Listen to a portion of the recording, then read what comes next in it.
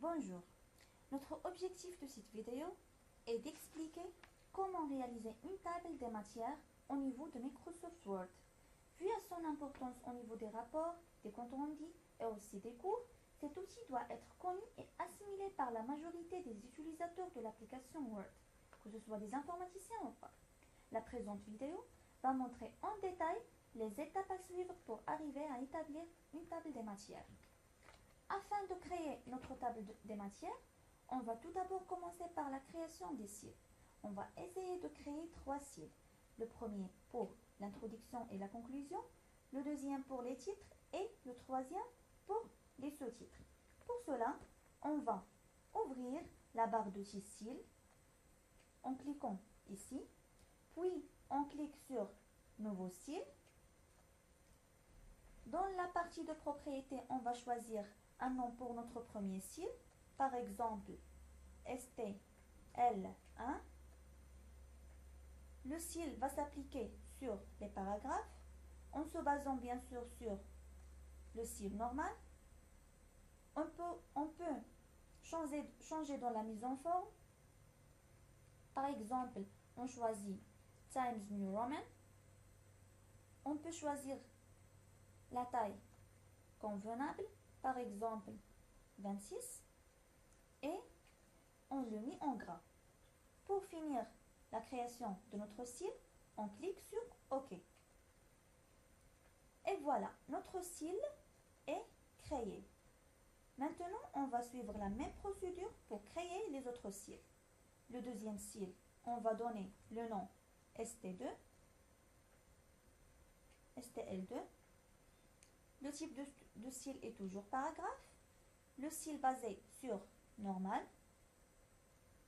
On peut choisir aussi dans la mise en forme, par exemple Arial. Par exemple, on choisit 22 pour la taille et on le met en gras. Puis, OK. Et voilà, le deuxième cil est bien créé. Pour le troisième cil, et c'est le cil des sous-titres, on donne le nom ST3, toujours le cil ou bien le type de cil paragraphe, en se basant sur un cil normal, et on choisit par exemple Times New Roman et on réduit la taille 16. Puis on le met en gras et on finit la création. Voilà, les 3 cils sont bien créés. ST2, STL2, STL1 et STL3. Maintenant, on va essayer d'appliquer ces cils sur nos paragraphes. Par exemple, on va appliquer le premier cil, c'est le STL1 sur l'introduction. On sélectionne l'introduction et on applique le cil comme ça, STL1. Maintenant, on va appliquer le deuxième cil sur la deuxième paragraphe. Ou bien sur notre premier titre. On sélectionne le titre, puis on applique ST2, STL2. On va ajouter une hiérarchisation pour notre deuxième cil. Pour cela, on va ouvrir la barre de la liste des plusieurs niveaux, à plusieurs niveaux. On clique sur plus pour voir toutes les propriétés de cette barre et on choisit le premier niveau.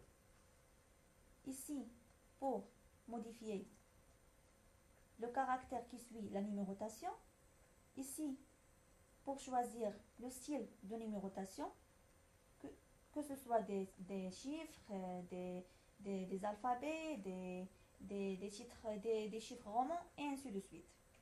Dans notre cas, on va choisir bien sûr les chiffres. Ici, on va appliquer notre style au niveau STL2. On choisit le premier niveau. On commence par 1. Comme retrait du texte, on va laisser 0,63 cm. Et pour finir, on clique sur OK. Voilà, le deuxième style est appliqué correctement sur le titre. On va maintenant reproduire cette mise en forme sur tous les titres de notre document. Voilà, sur support magnétique, et sur les supports optiques. Maintenant, on va appliquer le troisième cil. Pour cela, on va sélectionner le sous-titre et on applique le ST3. On va aussi créer une hiérarchisation pour ce cil en cliquant ou bien en suivant la même procédure de la création des listes à plusieurs niveaux. Première chose, on va choisir le premier niveau, puis on va appliquer ce cil au niveau STL2. On va rester sur le premier niveau, puis on commence par 1. Maintenant, on va cliquer sur le deuxième cil, niveau, et on choisit bien sûr le cil de notre numérotation, c'est des chiffres. Puis, on va appliquer ce cil au niveau 3, ST3. On va choisir le deuxième niveau pour la galerie. Et on laisse le niveau 1. Ici, on choisit le premier niveau. Et on choisit un caractère entre les deux chiffres. Et enfin, on applique.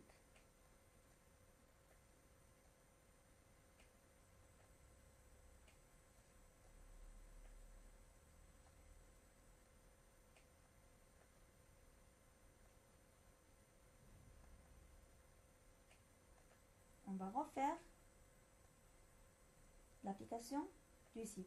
On va choisir le troisième cil, le deuxième niveau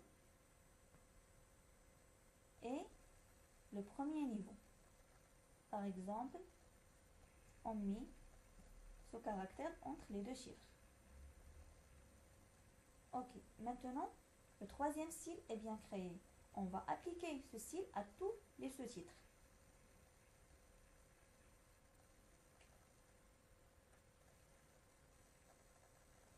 Voilà pour les bandes magnétiques. On reproduit aussi pour les cassettes et les cassettes VHS et le CD. On reproduit comme toujours.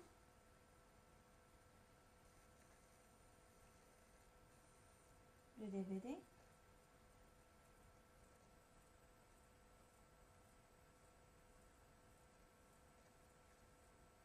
Et c'est tout. Maintenant, on va appliquer le troisième cil, ou bien le premier cil, sur la conclusion. On sélectionne la conclusion et on applique le premier cil. Voilà. Maintenant, pour arriver à notre objectif principal, on va placer au début du document. Après, on va insérer un saut de page suivante. Et voilà, on insère la table de matière. En cliquant sur référence, table de matière, puis insérer une table des matières. On va cliquer sur option pour définir les niveaux à partir duquel la table des matières sera construite. On a ST3, STL1, STL2, ce sont nos cils. On va définir ST3 par 3, STL1 par 1 et STL2 par 2. On va annuler les cils par défaut qui sont appliqués sur titre 1, titre 2 et titre 3. Et on clique sur OK. Après, on finit la table des matières. Voilà, la table des matières s'aperçut. Maintenant, on va ajouter bien sûr